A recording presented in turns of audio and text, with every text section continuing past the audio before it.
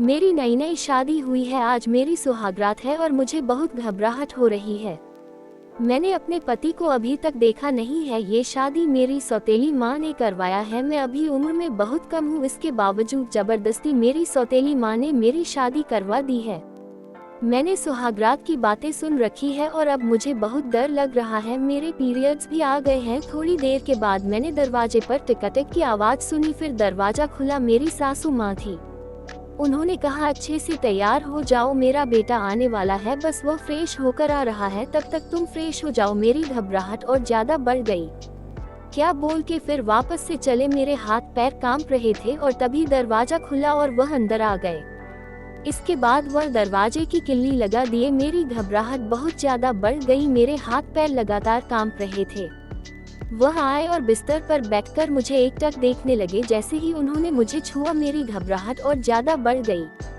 उन्होंने मेरे घूंघट को हटाया और मेरे होठों को चूमते हुए कहा, डरो मत, मैं तुम्हारा पति हूँ और आज पूरी रात तुम्हें प्यार करूंगा, तुम्हें डरने की कोई जरूरत नहीं है।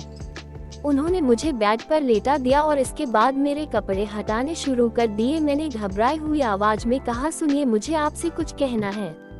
और उन्होंने कहा, आज नहीं, और वह लगातार मुझे चूम रहे थे। मैंने उनसे धीरे से कहा, सुनिए, मेरे पीरियड्स चालू हो गए हैं और मेरे पेट में दर्द भी हो रहा है। पीरियड्स का सुनकर के वो और ज्यादा खुश नजर आने लगे। मुझे ताज्जुब हुआ। उन्होंने कहा, तब तो और भी ज्यादा मैं तुम्हें प्यार करूंगा, और उन्होंने मुझे एक टैबलेट दी खाने की, जिससे पेट में दर्द नहीं होगा।